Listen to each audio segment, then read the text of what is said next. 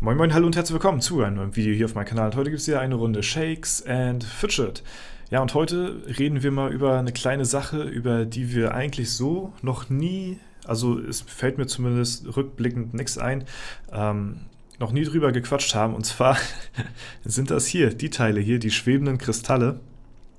Und zwar, ja, was deren Bedeutung sein könnte und ja, auf welche Spuren ich gekommen bin und ja, was das Ganze für eine Relevanz für das Game hat, das kann ich euch gleich vorweggeben.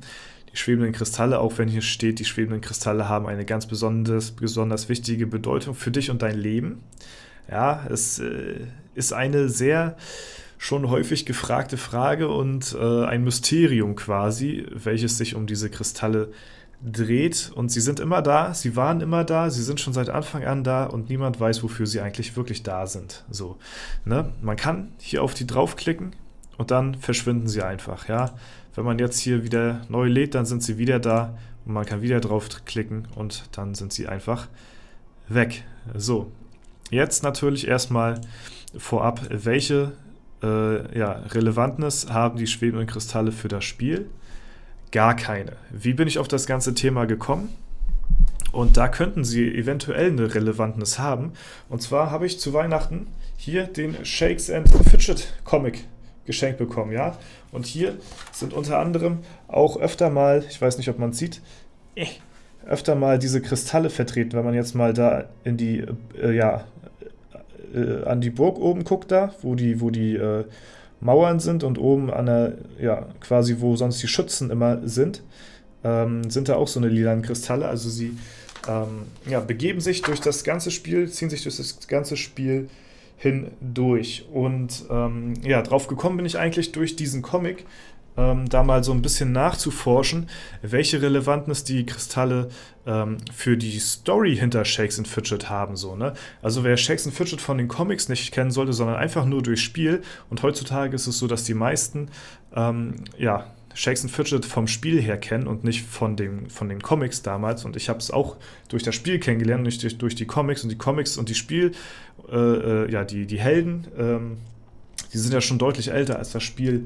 selbst. Und die haben ja damals Marvin Clifford und Oscar Panier gezeichnet und entworfen, ne, und haben sich dabei selbst abgebildet. Ne, Marvin Clifford ist ja hier der Fidget und Shakes ist Oscar Panier. Und was so hinter der Story eigentlich ist, ich glaube, das wissen nämlich viele gar nicht von euch, fand ich aber mal ganz interessant, das aufzugreifen, ist nämlich, ja, die besitzen hier halt so einen Waffenladen, aber wo sind wir hier eigentlich überhaupt? Und zwar ist dieses ganze Dorf hier, das ist ja quasi die Übersicht. Aber habt ihr euch schon mal hinterfragt, warum das eigentlich da ist, welche Story das erzählt und wie das eigentlich das Ganze so zustande gekommen ist? Und da bin ich halt eben durch diesen Comic drauf aufmerksam geworden. Und ich habe mich das dann auch so hinterfragt und auch manche Sachen gar nicht gewusst. Zum Beispiel, ja, befinden sich Shakes and Fidget in ihrem Dorf, in ihrer Hauptbasis. Und das ist ja quasi hier das Ganze. Und das Ganze hier hat auch einen Namen.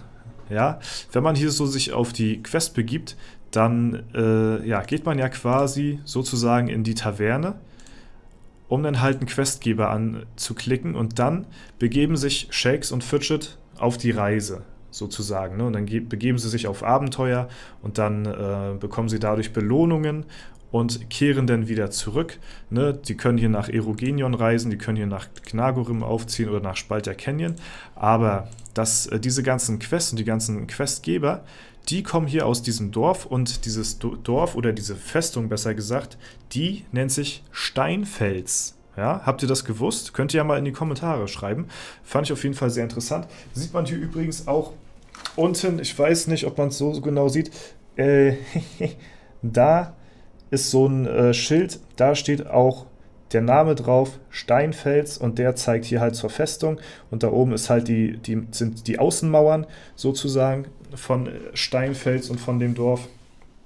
Und genau, hier kommt man dann quasi von außen dann halt hier rein, und hier hat man dann halt eben die Stadtwache, die dazu da ist, um halt eben über die Stadt zu wachen, die halt meistens nur am Schlafen ist, ne, wenn man hier eine Stadtwache annimmt.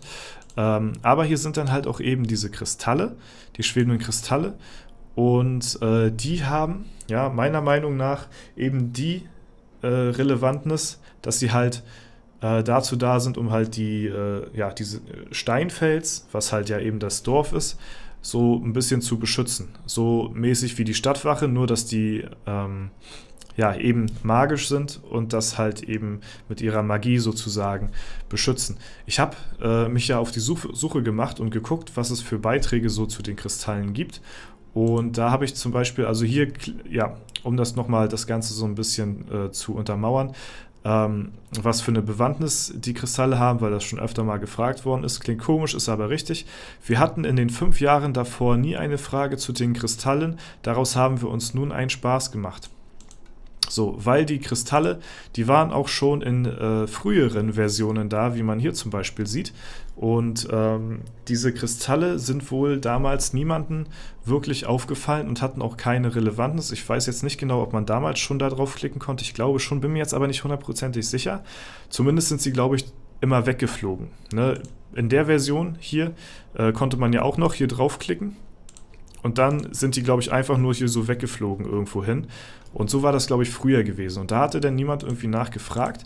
Und dann, ja, haben sich die Leute dann halt eben einen Spaß draus gemacht, nachdem niemand darauf aufmerksam geworden ist, das zu hinterfragen, haben sie jetzt halt eben so ein Running Gag draus gemacht und halt eben hier, die besonders wichtige Bedeutung für dich und dein Leben hinzugefügt, dieses Fenster, und dadurch entsteht quasi so ein Mysterium über diese Kristalle und man rätselt so, ne? Und ja, wie gesagt, eine richtige Bewandtnis für das Spiel an sich haben sie natürlich nicht, aber ich fand es mal ganz interessant, sich mal auf die Socken zu machen, wie ein Rentner mit Blasenschwäche.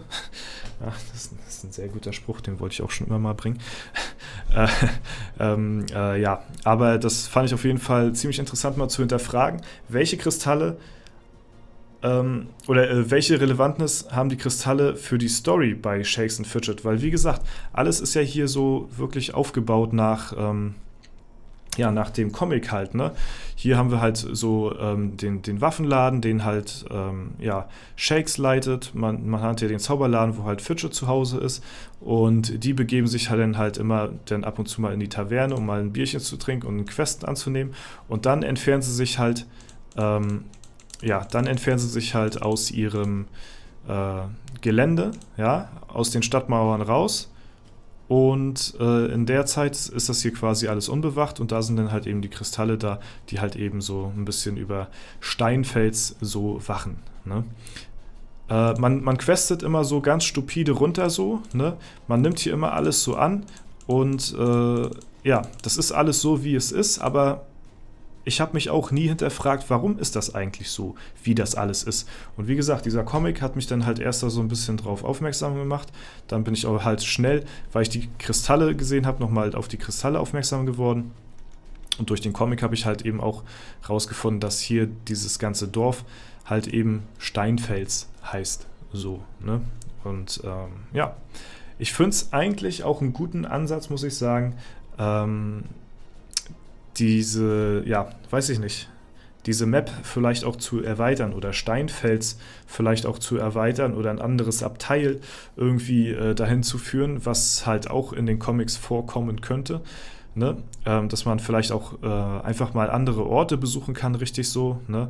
Und einfach mal ein bisschen vielleicht auch aus Steinfels rauskommt, eine andere. Da wäre auch so viel Potenzial, ne? So eine richtig große Map machen. Und so wie so eine Roadmap hier bei den Dungeons, ne, wo man hier halt auch hingelangt, so eine Roadmap. Und dann haben wir hier zum Beispiel jetzt Steinfels, ne, und dann kann man hier zack zu Steinfels hin, ne. Und dann hast du hier, aber das wäre schon wirklich MMO-mäßig so, weil dann hat man so viel zu tun. Stellt euch mal vor, das hier ist, wie gesagt, das ist Steinfels und jetzt man hat hier so eine große Map und dieser eine Ort wäre jetzt hier zum Beispiel, sage ich jetzt mal, nur Steinfels und dann hat man hier noch einen Ort und da noch und kann da noch was machen, man kann dahin reisen. Das wäre schon ein richtig großes MMO, wäre, glaube ich, zu viel für ein Browser-Game. Ich weiß nicht, wie sehr die Kapazitäten da erschöpft werden könnten und dann wäre das ja, weiß ich nicht, dann könnte man ja quasi hier was machen und dann kann man da was machen, dann kann man da was machen und dann ist das nachher mehr so ein Grind, sag ich mal. Wie viel Zeit steckst du da rein und wie viel Quests erledigst du? Dann ist das quasi nachher so ein unendliches Spiel. Wer mehr Zeit investiert, ja, weiß ich nicht, der hat dann da auch irgendwie mehr von so, ne? Und irgendwann sind halt auch die Kapazitäten erreicht, sag ich mal. Aber fand ich mal ganz interessant, diesen Gedankengang. Und ja, schreibt mir da mal gerne eure Meinung in die Kommentare zu und ob ihr überhaupt wusstet,